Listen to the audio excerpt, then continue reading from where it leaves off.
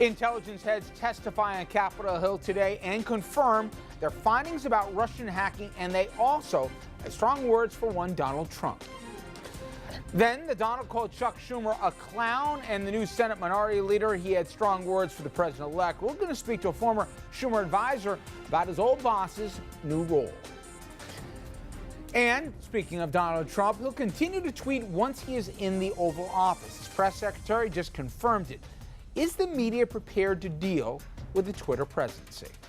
Good evening, everybody, and welcome to RFL. I'm Richard French. Well, President Obama getting an intelligence briefing on Russians hacking today, and it is Donald Trump's turn tomorrow to do the same. This morning, Intel heads, they visited Capitol Hill and reiterated that Russia, in fact, was behind the election breaches. Top intelligence officials came to the White House Thursday, presenting their comprehensive report on Russia's election cyber attack, what it did, and how.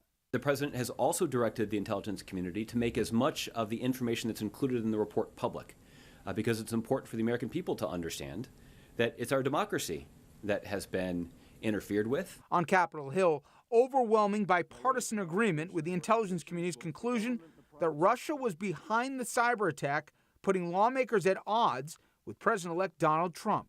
On Wednesday, Trump tweeted WikiLeaks founder Julian Assange's claim that Russians didn't give him the hacked DNC emails. But today, the president-elect said he wasn't in agreement with Assange, and he called himself a big fan of the intelligence community. That embrace of the fugitive hacker, seemingly over the intelligence community, drew attention from lawmakers.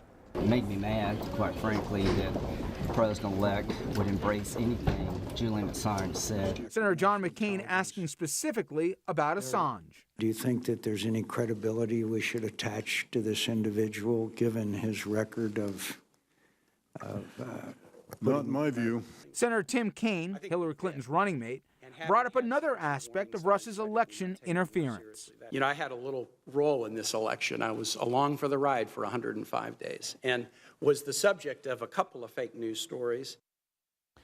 But Trump is continuing to doubt the intelligence. He's also changing his tune on Assange. Back in 2010, he said this about Assange's leak of classified info. Quote, "I think it's disgraceful. I think there should be like a death penalty or something." And James Woolsey, former CIA director and current Trump national security advisor, has also had a change of heart. After Assange said the Russian government didn't give him the info, Woolsey said this, quote, "I don't know what Julian Assange knows. This really ought to be a situation where we get at the facts and understand them before we start making judgments."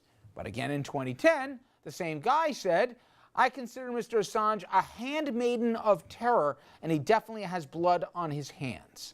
Let's bring in our panel right now. Michael Tobman, independent political consultant. Dominic Carter, political journalist and author. Jerry McKinstry, managing director of the November Team, Republican-leaning political consulting group. And Andrew Whitman, our senior political correspondent.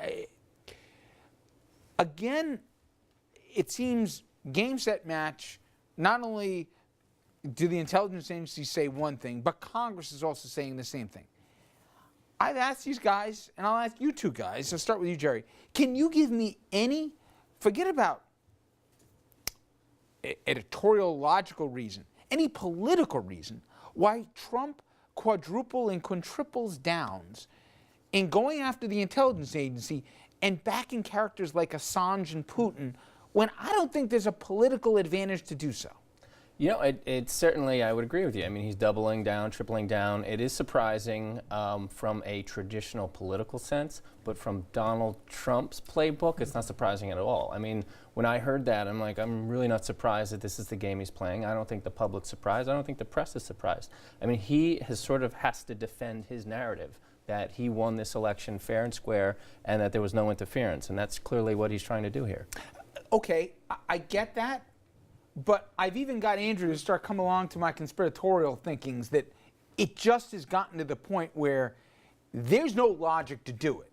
He's alone on an island here in saying that Putin's still a good guy and that he's misunderstood, and Assange also might be a misunderstood guy when he was about ready to put him in an electric chair 6 years ago. Again, can you give me any logic unless Putin's got something on Trump or there's some part of this story that we don't know yet, maybe some collaboration or something that happened well before November. I agree.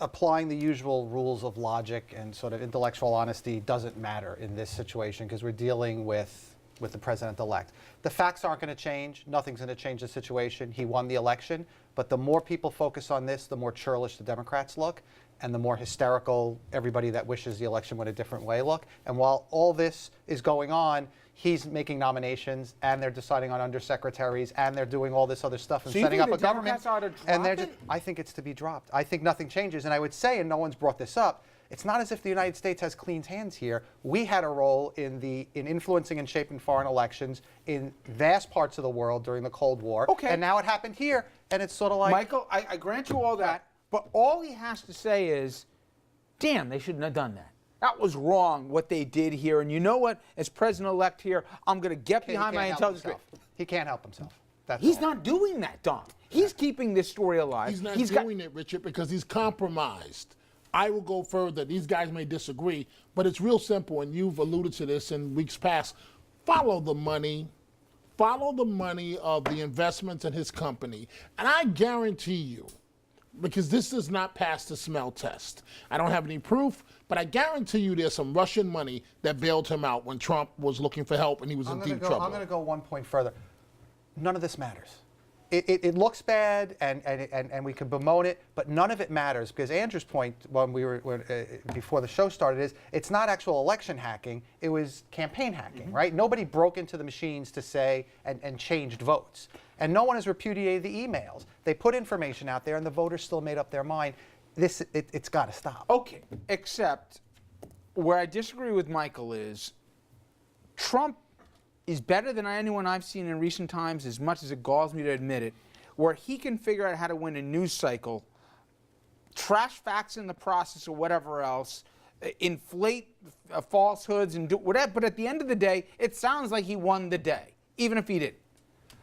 There's no winning the day when you're backing up Julian Assange, who, by the way, is hiding out in a house in part because he's got sexual assaults against a minor here, charges that he could be facing, let alone that everybody said he's beyond a creep. And going after the intelligence agency, who, by the way, there hasn't been a president that I can remember that at some point hasn't needed the intelligence agency if he is going to make a case for military action or not against somebody. Or just to know what's going on in the world. Right.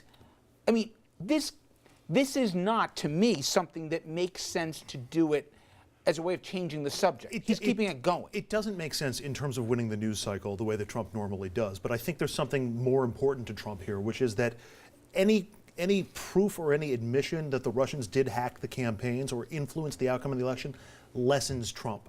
And as Jerry said, it takes away from his story that he ran through the campaign and he just happened to speak to the great unwashed masses who hadn't been heard from before, and they propelled him in a victory of the people. It takes away from that populist message that he has. And I don't think he can allow that to happen. That's why I think he's contesting all this, unless there's something more Manchurian in all this, which I'm not prepared to go to yet. Fine. Because let's say no there's proof. not, but let's say it does turn out, for conversation's sake, because Michael believes it won't matter.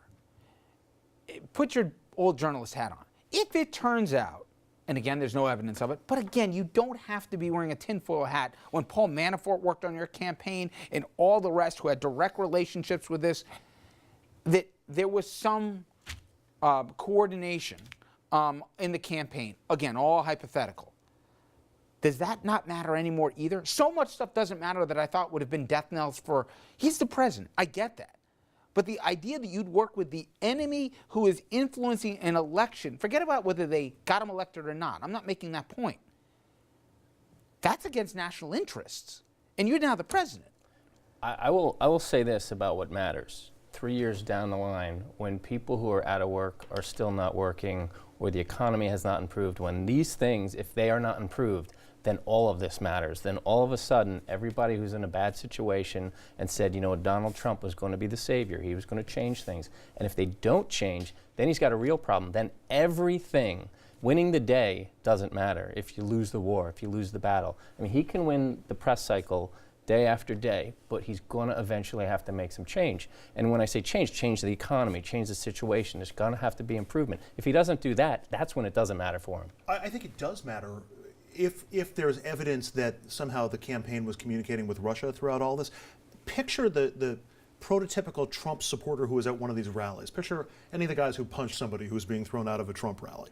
I can't imagine that voter, if confronted with smoking gun proof that there was coordination between Russia and the Trump campaign, would not be angry about this. Or at the very least, damning evidence that we'll learn that Russia's bad guys. You got to be more cynical. Okay. You got to be.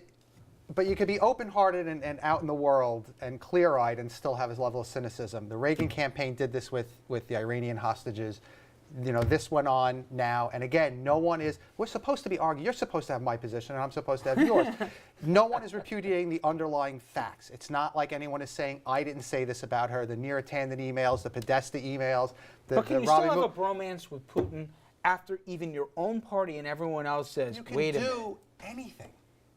That's what this election taught us. You can do anything, and the bigger the lie, you know, the New York Times would always say we're going to fact-check Trump's speech. Why bother? I'll save you the trouble. None of it's true, and none of it not being true mattered.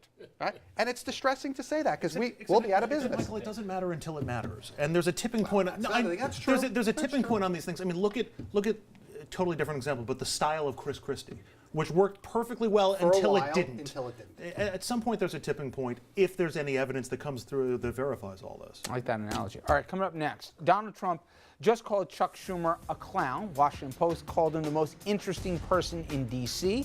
Well, we're going to ask our friend Michael Tobin to weigh in as he worked for New York Senior Senator, who's now arguably one of the three most powerful men in American government.